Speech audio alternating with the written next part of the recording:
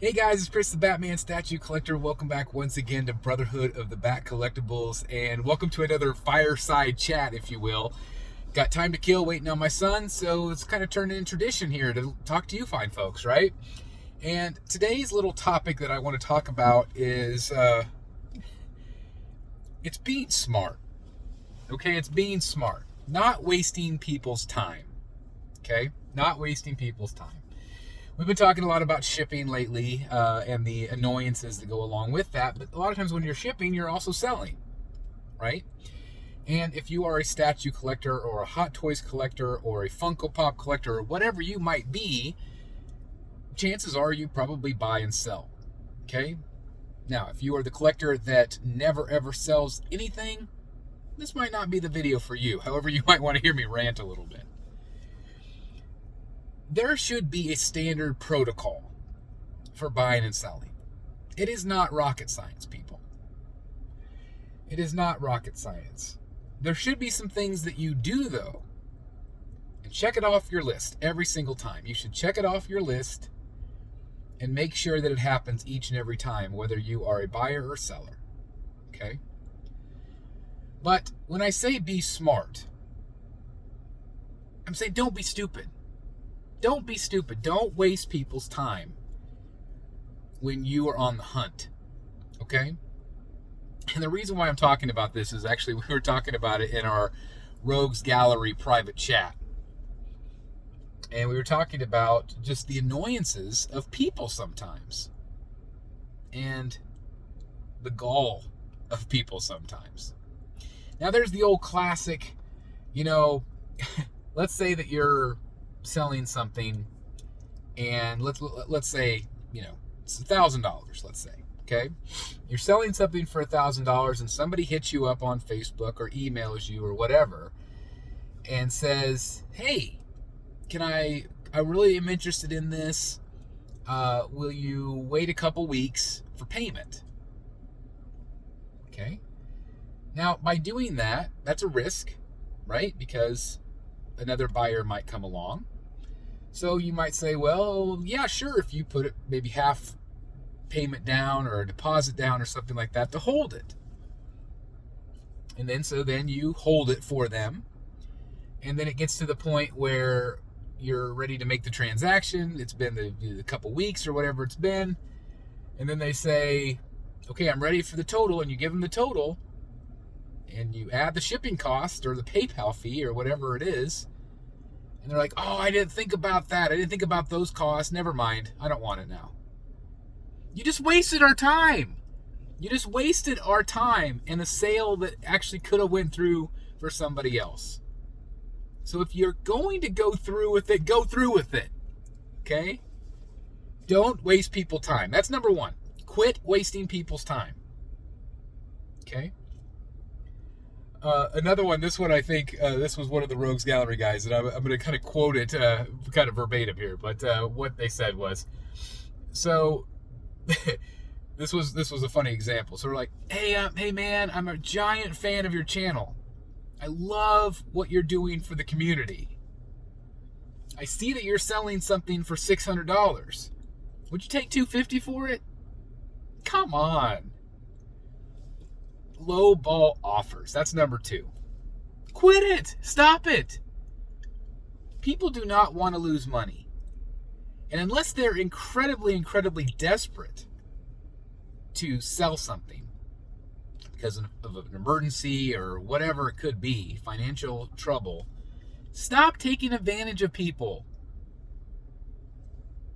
Be appropriate with what you offer. If it's $600, then ask $550. Don't ask $250. Come on, people, right? Again, be considerate of people's time. Number two, be considerate with your offers. Don't lowball people. Okay? It's not becoming. And it just irritates the seller. And it makes them not want to sell to you. Okay? I think most sellers, though, are willing to negotiate price. Some are not. And some, again, are, if you're not in a hurry, if you have a $1,000 statue and you are in no hurry whatsoever, hold out. Don't take a low ball. Don't take 500 for it. Be patient. Unless you're not. And then by all means, it's your statue. You can take whatever you want for it. But I'm telling you, if you're offering, don't lowball people, right? So again, I just thought that was kind of a funny conversation. I thought it was interesting that so many people deal with the same thing, whether we're on YouTube here or whether it's just in the Facebook groups or the Instagram or whatever, wherever we wheel and deal. Okay. I recommend if you are a seller, sell on the Facebook groups. Ask for references, do all that stuff, right? But sell in the Facebook groups because it's a community. You can ask for references. You kind of get to know the people in the community. Don't go on eBay. eBay, all the prices are jacked up. So if you're a buyer, don't go on eBay unless you're desperate, unless you're in a giant hurry. But if you're willing to be patient and practice patience, I can't stress that enough in this hobby. Be patient. And I've been guilty myself of not being. But if you can be patient, that is going to be helpful. But don't go on eBay. eBay is going to jack up the price way more than it usually is. I try not to sell on eBay if I can. There are times where I have. But you go in the Facebook groups. There's not going to be those extra fees. Okay? Some people have said the PayPal fees, the 4% fee. They're like, well, the seller should eat that cost. I don't personally agree with that. I feel like if you are going to pay goods and services, you should pay the fee. And that's just my opinion. If you are trusted in the community, again, if you have built up that reputation as somebody good and decent, I stress the word decent in this community, then use friends and family. I have used that with a lot of people because I trust them. And it's all because of the community we've created. Okay? But if you're not sure, use that goods and services or Venmo or whatever. Just make sure you're protected. Again, there's always issues with all of those apps, and they're constantly changing policies, which is freaking annoying. But it is what it is, right? Stay current with the policies. Stay up to date. The other thing I'm going to say is if you are a seller, I recommend to every single buyer, if you're buying something, have them take a video of the actual item. Talk about the item. Mention that person's name. If John Smith is buying something from me, I'm going to say, hey, John Smith, it's today's date. This is the statue. Here's what's wrong with it. Here's what's great about it. If there are any issues, here's the video. Do not accept photos with a piece of paper with a date on it. Don't accept it. It can be faked. It can be scammed. I've seen it over and over and over again in this hobby. Scammers. So if you are a seller and you are not willing to make a video for someone, because everybody has a phone, everybody has a camera, or knows somebody that does, if you are not willing to do that for your buyer, do not buy from that person. Bottom line, do not buy from that person. That is my advice to all of you collectors out there. If you are a buyer, ask for a video. If you are a seller, be willing to do a video. Okay?